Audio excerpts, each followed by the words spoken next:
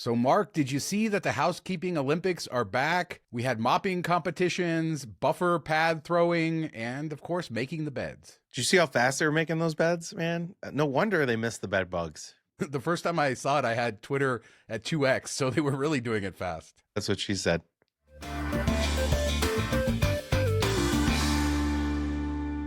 Another day that I missed the Northern Lights. I guess the Northern Lights appeared all over the country because of a geomagnetic storm, including Las Vegas. And yeah, these are some pictures from Tyler Levitt out at Lake Mead. Incredible. I mean, this seems like the best of all of it. I feel like you just need to miss them from now. It's like a running shtick that you're just never going to see them. They also were in Michigan, Mark. Did you go out and see them? No, I didn't go out of the city. It does happen all the time, like when you're out by the lakes and stuff on the coast where there's not as much ambient light, you can see them really well, and we're never around when it is that time. So I'm just like you. Yeah, it's a little bit heartbreaking, but really cool to see the images and everything coming out of it. And yeah, let us know in the comments if you got to see it. But let's dispel some rumors. The pirate show, we talked on a previous show about how that lady had promised that she was going to bring the pirate show back to TI, and TI is saying no, but kind of. I mean, this is weird, a weird story. She claims she's talked to them and some sort of pirates will be returning. So now it's just pirates. So I'm guessing people dressed up as pirates, and TI says they don't know what's going on, but she says she's talked to them. So I don't know. Well, she also said she was going to bring back the stuff at Excalibur and Rio's like, no, I don't trust her. I said that when this first came out, that I thought she was kind of delusional, and maybe she'll make me eat my words. I don't think so. I don't think they would come out this harshly. If they had discussions, they would say, hey, the original show's not coming back, but we are looking forward to hopefully doing something. And that's what she's saying. So I don't know why you would come out so forcefully if that was the plan. And I just think she's making up stuff. She probably talked to like a cocktail waitress, like, wouldn't it be cool if we brought the show back? Yeah, that'd be cool. All right, let's roll with that. I'm guessing she talked to them about some sort of pirate event there, and then it turned into the pirate sort of thing. But with all of this attention, and I had this discussion with Josh and Rachel on Twitter, maybe TI, is this the best thing? Because is it going to bring people into the casino? They got to be outside. But with Rio, all this excitement, that would bring people into the casino, into a dead area. I've been there this week in the new non-smoking area. It's not helping. That place needs something. That area needs something. Bring back the Masquerade in the sky. Yeah, I think even if you just did it like Friday nights or Saturday nights, however you want to do it, I think people would come out, especially people that live in Vegas and they need some local love there to survive. And then when people come visit, oh, hey, it's Saturday night. We got to go to the Rio. We haven't seen the show in forever. Let's go watch the Masquerade. I think it would be good. I just don't know how much it would cost to rehab everything, what kind of shape it's in, all of that stuff. But you'd think you'd put the money in. I mean, the Teamsters think they have money. Yeah, we have a lot of Rio stuff to talk about, but they say no. Rio says no. They told me on social media that it's not going to happen. The other idea I had for that space, I didn't have this plan to talk about, but why not create a giant sports book in that space? High ceilings where the stage is, make it like a circa sports book, reinvigorate that area. Their current sports book sucks. There you go. I'm trying to help out because that area still needs it. Yeah, I like when they put the TV screens up there and kind of have some seating. And I said they should do a throw-up bar or a roll-away bar or something like that. Bring people in, have them watch sports. I know they do it for like March Madness and big events like that, but you could do it every NFL weekend. Kind of create a little vibe there. A sports book would be even better. They got to do something with it. It's a really big space, a good space, a lot of potential. Also a lot of potential for the Vegas Loop and self-driving, Mark. Can we believe it? Is this a thing that's actually going to happen? Apparently they are testing self-driving on the Teslas down in the tunnels. They still have a safety driver. As a reminder, there are other companies doing full self-driving above ground on the streets, not in a closed circuit. What's really interesting is Steve Hill, in an interview, was talking about how the closed nature of their system should make it easier for autonomous driving, while also noting that everybody else is doing it above ground. So I don't know, but this is good. This is what we were promised in the beginning. Yeah, he said it's no different than what we've been doing for 10 years at Tesla. And then why haven't you done it in the years that you've been down there? And like, I would think it would be easier too. There's not all these other pedestrians, traffic. There's one car going in front of you, they're going the same way, or at least most of the time. So where's the holdup here? Going back to when it opened, the rumors were that the technology, the cameras and stuff would get confused by the white walls, and maybe they've had to work around it. like you said, it's a very small system. It's mapped out. You would think they could get it done. And it seems like they do. They now have it done and now they're testing it. And that is eventually the future. So good news. Right now, I think the only part is the convention center to Encore that has the full self-driving. I think they need to like have some graffiti artists go down there and spray up on the walls or something if that's the problem. I think that'd be a pretty easy fix if white walls is your issue. That would be terrible and amazing to somebody sneak down there and just overnight just tag up the whole tunnels. Wow. Today's episode is brought to you by Greg Schaff from Barrett Financial. Greg knows Vegas, a friend of the show. If you're looking to refinance, purchase, you have mortgage questions, call, email, click the QR code, get in touch. Greg will help you out. Thanks to Greg for sponsoring this episode. Show Greg some love. So Carbone Riviera has officially opened at Bellagio. That's the new restaurant out on the lake, replacing Picasso with the big $3 million yacht. There was a lot of controversy about the menu prices, very high prices, extremely high prices, dare I say, and also $175 minimum per person to sit out on the balcony. But when you look at those prices, I mean, $175, there's no way you're not going to hit that. Yeah, I don't know why you'd even put that in the in the requirements. Like if you have an appetizer and a couple drinks, you're pretty much there. So it's kind of crazy. I made a joke on Twitter, like, hey, I'm just gonna go there and drink out by the patio and watch the fountains and everything like that. I think that'd be fun. $175. That's only 11 and a half Peronis, Sean. Think about that. A $15 case of beer at the supermarket costs you $175 there. That's insane. Well, let's be fair. This is designed to be a very high-end restaurant. Carbone, a big name. So we would expect in this space at Bellagio, you would have a very expensive restaurant. They built a $3 million yacht boat to make this whole product work. So I don't know. It's stunning inside, though. The pictures I've seen, they did a great job with the interior. And this will be, I think, a flagship type restaurant for the Strip, and one that a lot of people, a lot of East Coasters, I'm sure, will make sure to get to. Yeah, I think, they're going to ride the wave while they can, and it'll be full for the first couple months because of the Instagram, TikTok type of thing. Everybody wants to, it's more about saying you were there than actually being there. I don't know that the food's going to be worth that kind of money. And it took prices at other steakhouses that are already super high on the Strip and went to the next level, which is kind of crazy when everybody's pushing back as it is on pricing and gouging and everything like that. And they're like, you know what, forget it. Let's just go high. I did like that John Curtis was like, hey, this is crazy. What are we doing here? Just for the douche bros to come and take their pictures and stuff. And then like one of the first comments is like a douche bro fighting with him. Yeah, exactly. Saying it's full, it's great, everything. I don't know what you're talking about. Yeah.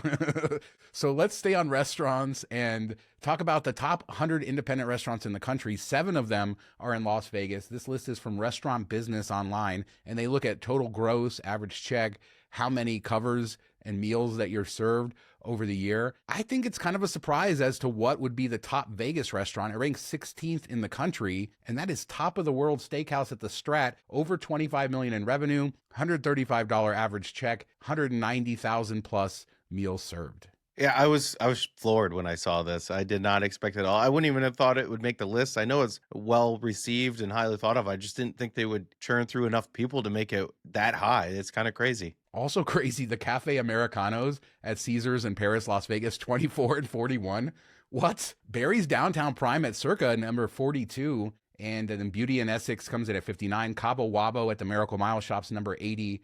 And Mercado della Pescaria at the Venetian, 87. Yeah, so it's interesting to see like Cafe Americano average check $30-ish between those properties, serving quite a few more guests compared to Top of the World.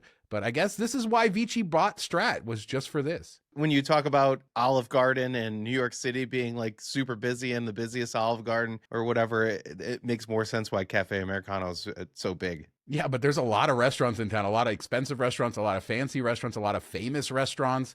And yeah, Top of the World, man. Still, though, that rotating restaurant concept still delivering.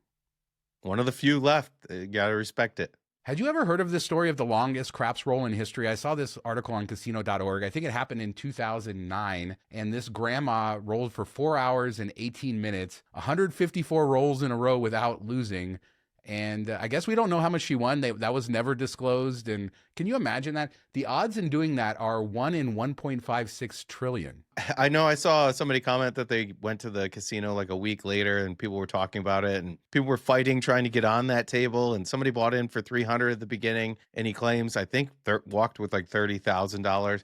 I just want to know, when that 7 came, the last roll, how much money do you think was on that table? Because everybody was pressing. Maybe you don't press heavily in the first hour. You're making decent money, and then you just kind of go balls to the walls, I would assume, especially after 3 hours. You're like, oh, what are we doing here? Let's press everything. There had to be millions sitting there. Yeah, but also you would want to take some off the table. I mean, when you get that deep into it, you're 140 rolls, 141 rolls. You have to think at some point soon the 7 is coming. And the casino has to be freaking out too, right? All the way. Making sure the dice, like what's going on with the dice, right? They have to like really be freaking out about this. So yeah, what a cool, I mean, I've been in the casino for some interesting rolls and just watching the crowds gather. I cannot imagine what this would have been like. No, it'd be insane. And just imagine one of those dice popping off the table. What do you do? Do you get the same dice? You switch the dice? Does everybody say it's off? It's crazy. I think the longest I've ever gone is like 30, 40 minutes, and that felt like a lifetime. I couldn't imagine standing there for over 4 hours. How much do you think she won? Oh, 6 figures for sure. I would imagine people are making bets for her and everything, throwing in tips, all that type of stuff. I'm sure the crew made out pretty well, but had to be 6 figures. So back to Vegas, Grand Prix Plaza is closed. You probably know that. F1 race, they have to close it because it's actually part of the F1 track. But they are going to reopen next year, and I guess they're going to enhance it. They've learned a little bit, and they're going to make some enhancements, including an upgraded F1 4D theater. And then they are redoing the go-karting track layout to make it better, more dynamic, a little bit wider. So I guess that's good, kind of taking feedback and bringing the product back as something better in 2026. Yeah, making something that nobody cared about a little bit better. Yeah, I think I keep seeing tickets for sale. I don't know. I haven't gone into it, and that wasn't on the agenda for today, but it does seem like maybe ticket sales are soft. If anybody knows, has like an inside source, or they really know how ticket sales are going, but it doesn't seem like it's going all that well based on some of the ads I've seen going on. But hopefully it's successful. Just a couple. Are they on your tickets for less, or your free ticket thing, or whatever that you signed up for? You seen them on there yet? No, but I am accepting free tickets. So anyone who wants to throw one my way, just let me know.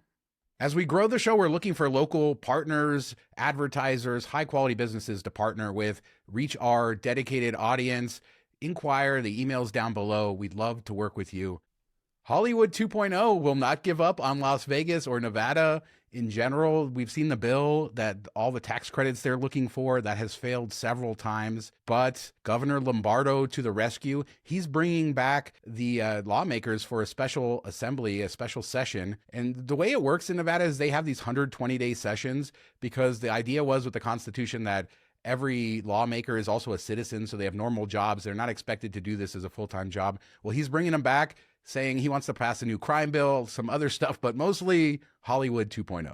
I mean, how much do they get paid? I feel like they all get paid like a regular job at this point. That I don't know. I don't think it's a ton, because it is designed for you to have a limited amount of time. It was sort of if I remember my Nevada Constitution classes in high school and college, it was sort of an idea being so you could get normal people to be lawmakers instead of, people who had enough time to do it. I wish we would do that everywhere. Except when you only have 120 days, you can't pass stuff, and then the governor has to call a special session. So that's true. Touche. Doesn't always work, but we'll see. Mark Wahlberg lobbying hard. He wants those tax credits. We will see. Back to Rio, as you said earlier, the Teamsters, they are threatening to strike. I guess they've been working without a contract for 2 years now, and they have voted to authorize a strike, saying that Dreamscape is not negotiating in good faith, that they're not coming to the table, that they can afford to pay more. And so we may see yet another strike in Las Vegas. I do wonder if they can afford to pay more. We've seen it kind of be a crux other places that did come to an agreement, and it's not like Rio or Dreamscape's lighting the world on fire. So I don't know. I'm sure that they can, if it's been 2 years with no increases, they definitely need to do something, even if it's just cost of living. But I don't know how much wiggle room they have there. Yeah, I don't know the financials. We do know that they're in trouble. I theorize that they ran out of money, obviously, for the Masquerade Tower talking about all this stuff. I actually think that they're trying to sell the land out from under that tower. That's my personal conspiracy theory here. I don't know with Rio, but yeah, certainly the economics are not great with what's going on there. I do not think that they are doing as well as they had hoped. $24 room rates next week. But following up on the last show where we talked about the felting out on the floor, a lot of people said it's normal for casinos to refelt. Usually it's done in the middle of the night. That makes sense. I'm just shocked that I've never actually seen it in person. I guess I'm not hanging out at 5 a.m. enough by the tables, but completely normal to do this out on the floor. I've been out there at 5 a.m. and I've never seen it. So, wrong casino, Mark. I don't know. Wrong casino. So last year I went to the Suncoast and they had just redone their sports book, and I talked about that. The rest of the casino had not been redone yet, and it was looking so tired and dated and kind of made me sad because this is a casino I spent a lot of time in the past, but they had said they're renovating it, and now they have unveiled the renovations. First off, Dupars, the very famous diner, has reopened, and they created this cool drone shot to show you what it looks like, all the new colors, very modern.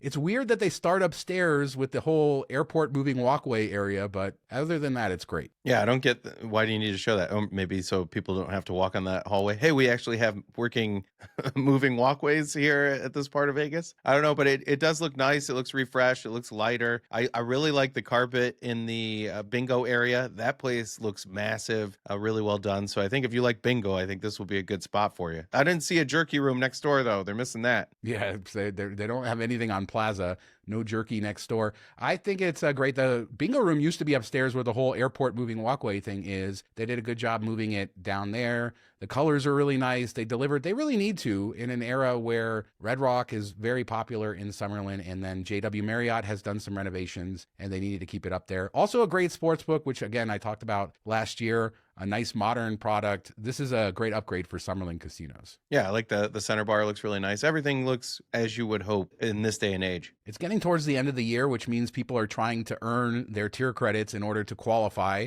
for the status that they want. And MGM has unveiled a new promotion December 14th through 28th, a new Tier Accelerator promotion. They do run these Tier Accelerators all the time, but this one will be even better, where you can earn 5,000 tier credits in one day, earn a 5,000 tier credit bonus. I think normally the bonus is like 1,500 tier credits, or you could do 10,000 in a day, receive a 10,000 bonus, or 20,000 in a day, receive a 25,000 bonus. So I think if you go up that high, you can get gold status in 2 days, but that's still a lot of gambling, a lot of spending. No, but I know a lot of people that focus on these type of promotions and do heavy gambling or save their gambling when these are rolling, and they can get status a lot easier. I know it used to be really big back in the total rewards days, way back when. So I'm sure a lot of people will be taking advantage of this one. Yeah, Caesars runs their tier accelerators. I don't know when the next one is, but they run those all the time. This is essentially double, but it would be nicer if it was just double and you didn't have to actually hit these very specific numbers. But yeah, time to level up. I'm missing my gold status so much for the free parking during events, because you just never know when MGM's going to say there's an event, and then you have to shell out $50. Yeah, or if you just park to go to Carbone, then you're screwed. You're boned. So a lot of talk about Vegas is dead, Vegas is hurting the numbers. We've covered all of that on the show, but what is the real world impact? The LVCVA met this week, and so they had their meeting and they talked about what's going on. I believe this is the first quarter of their fiscal year, and they released some statistics about tax revenue given less visitors and the overall numbers. So room tax and gaming fee receipts are down 14% from a year ago in the first quarter.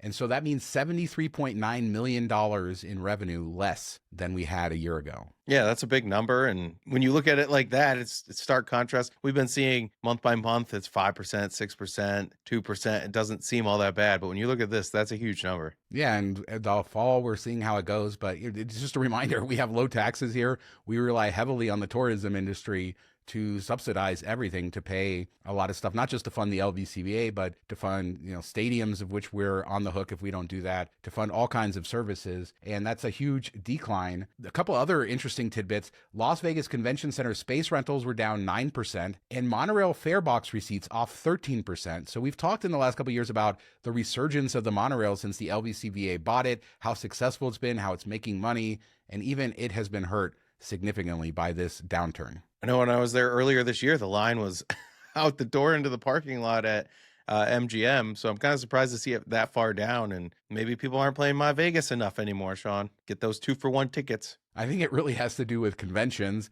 because that is the main. Like, if you're going to the convention center, you're staying on the strip, you're taking the monorail, or at least that's the smartest way to go without having to deal with traffic and craziness unless you're staying close to there. And so that really drives stuff. So it makes sense if conventions are down, visitors are down, monorail receipts will be down. It's not going to save the system. I don't know. I mean, this is all going to be things we see, a lot of uncertainty. It does seem like they're all saying the fall is good. The wider economy, who knows? We still see this split between the wealthy, the high end, spending more than ever, and then lower end type services. They are suffering, and overall 8% down.